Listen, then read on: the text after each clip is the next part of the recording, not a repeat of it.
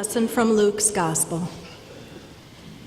Then Jesus said, "There was a man who had 2 sons. The younger of them said to his father, 'Father, give me the share of the property that will belong to me.' So he divided his property between them. A few days later, the younger son gathered all he had and traveled to a distant country, and there he squandered his property in dissolute living. So he set off and went to his father. But while he was still far off, his father saw him and was filled with compassion. He ran and put his arms around him and kissed him. Then the son said to him, 'Father, I have sinned against heaven and before you. I am no longer worthy to be called your son.' But the father said to his slaves, 'Quickly, bring out a robe, the best one, and put it on him. Put a ring on his finger and sandals on his feet. And get the fatted calf and kill it, and let us eat and celebrate. For this son of mine was dead and is alive again. He was lost and is found.' And they began to celebrate. Now his elder son was in the field, and when he came and approached the house, he heard music and dancing. He called one of the slaves and asked what was going on. He replied, 'Your brother has come, and your father has killed the fatted calf because he has got him back safe and sound.' Then he became angry and refused to go in. His father came out and began to plead with him. Then the father said to him, 'Son, you are always with me, and all that is mine is yours.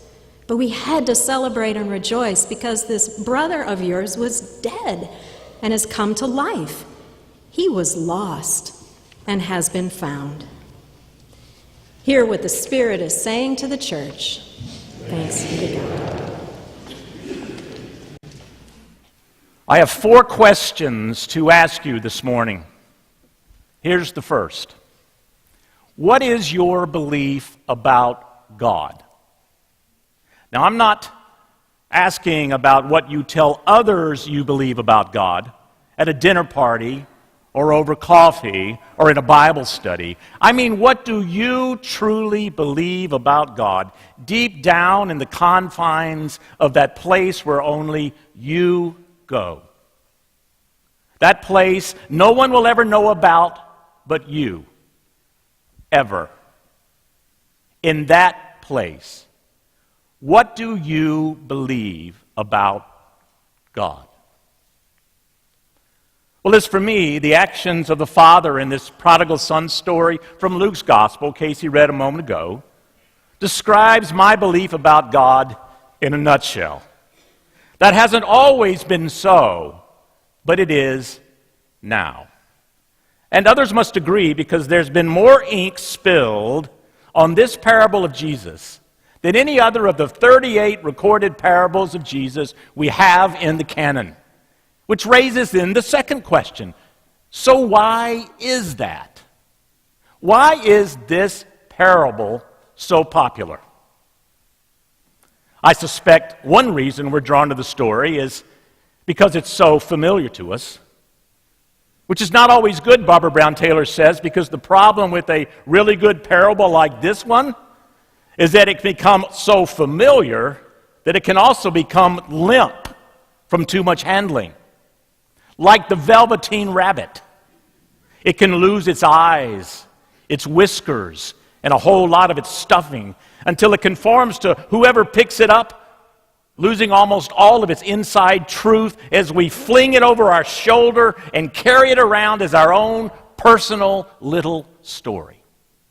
So yes, we're drawn to this story in part, I think, for its familiarity. But because of this, we also run the danger, because of our domestication of it, of not being able to hear the truth that's embedded in this story any longer. Now, another reason I think we're drawn to this parable is because of the rich characters in this story. And they capture our imagination, do they not? They so capture our imagination. I love the story of the little boy who was always getting in trouble in school. So one day his father sat him down and told him he had to learn to be responsible. "Responsible," the little boy shouted back. "I am responsible. In fact, every time something goes wrong at school, everybody says that I'm responsible.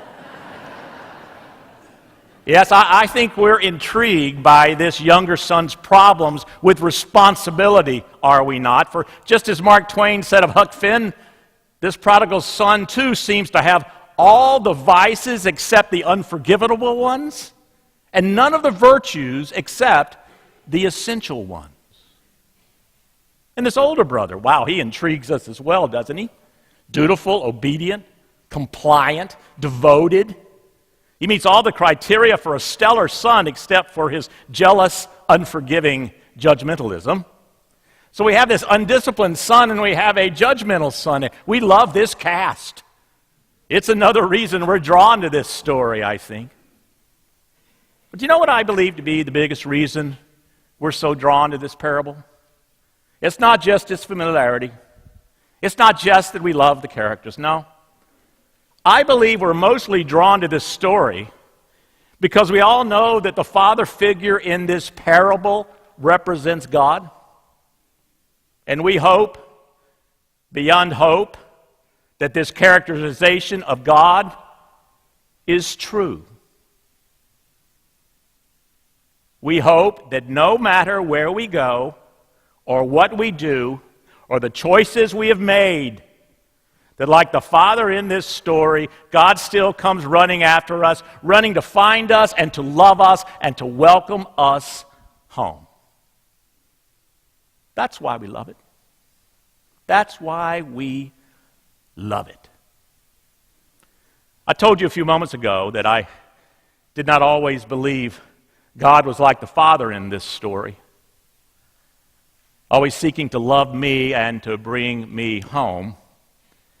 And the sad thing is, had I truly believed that God wanted to embrace me no matter what at that time, then I would have been spared from a whole lot of anxiety and guilt and shame and hopelessness.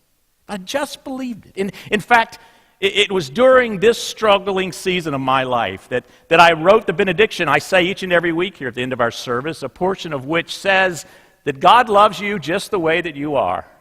Not shiny and new or perfect and whole, but open and honest and willing. You see, I originally wrote this to be a prayer that I could say each and every morning during that struggling season, that I hoped might convince me of this truth, that God was always calling, running, yearning to bring me back to the party. Thanks to the love of a very special woman and the love of a congregation and the grace of God. Fortunately, I've moved past this season of questioning God's character now. But that experience does compel me to ask whenever I can, which is our third question for the morning.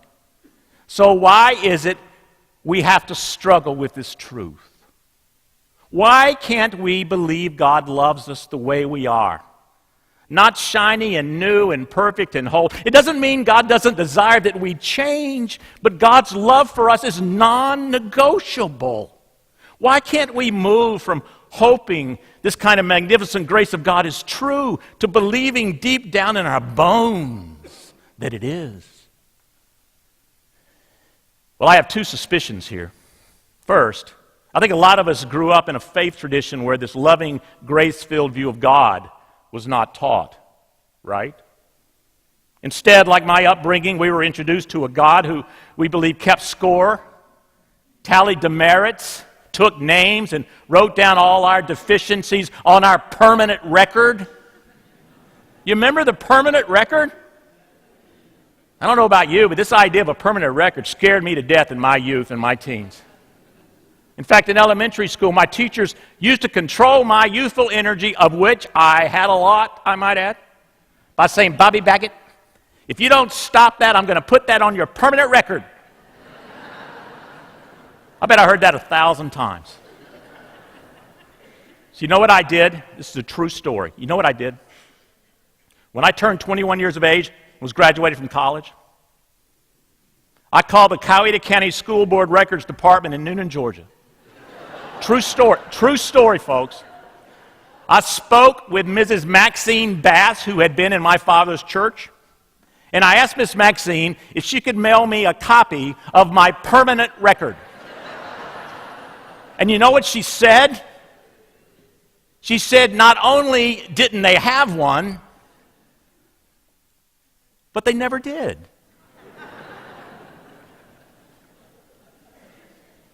All that time, I'd lived in mortal fear of what my permanent record might say. Fearing in job interviews with the parents of girlfriends that they might acquire and read my permanent record. And the whole time it just didn't exist. But when it comes to God, we sometimes think it does, don't we? That the bad choices we might have made in the past, they're just waiting in some book somewhere to jump off that page and get us. Some years ago, a woman was said to have been having visions from God, and friends and neighbors were flocking to her house for her insights, where it did seem that she was receiving helpful direction through all kinds of revelation. Well, when our local priest mentioned this to the bishop scoffed. "Surely," the bishop said, "when I, who have spent my whole life honoring and studying God, have never received such a direct revelation, God would never grant one to some ordinary woman." "Well, the visions do seem real," the priest said, and many believe her, Your Holiness." "Oh, okay," the bishop said. "Then I have a test for you to perform that will unmask this woman's pretensions. You tell her that the next time God speaks to her, she's to ask God what the last sin was that I, the bishop, confessed."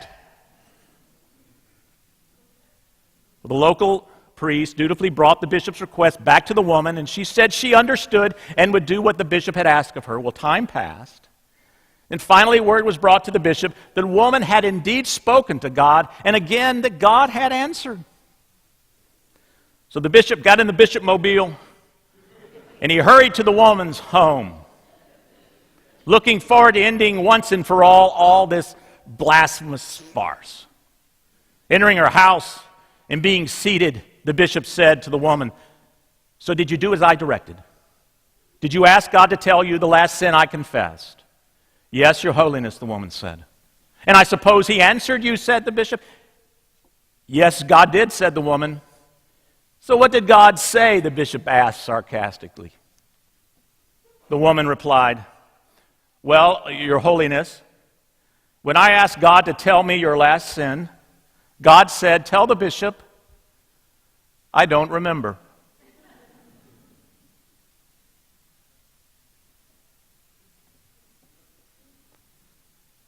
There's no permanent record. There's no tallying of demerits. There's no scorekeeping in God's world.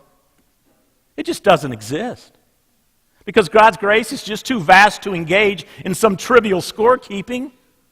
That's the first reason I think many of us don't believe the characterization of God found in the Father in this story. We're taught that God was a vengeful God.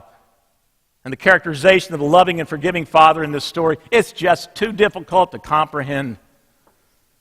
And the second reason we don't believe the characterization of God in this prodigal son story is, if I can be honest with you, maybe be a little bold, or as my grandmother says, maybe move a bit from preaching to meddling.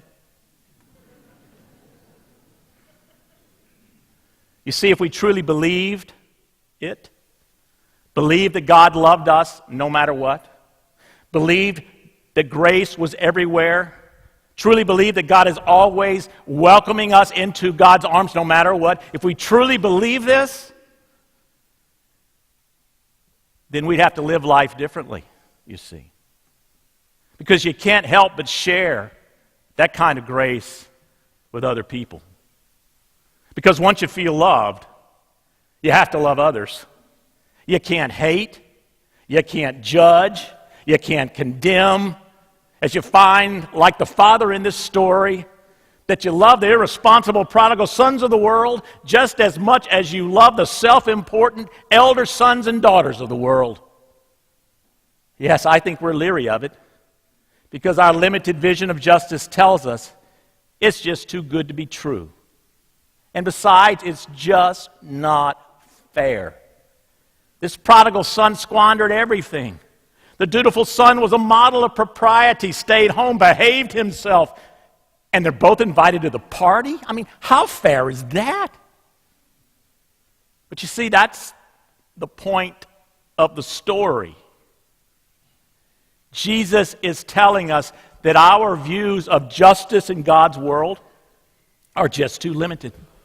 Jesus is telling us that our views of fair play in God's world are just too elementary. We may think we have sophisticated notions of right and wrong, but Jesus says we haven't grasped the half of it. And if we ever did grasp this magnificent truth, we would change the world, every single part of it.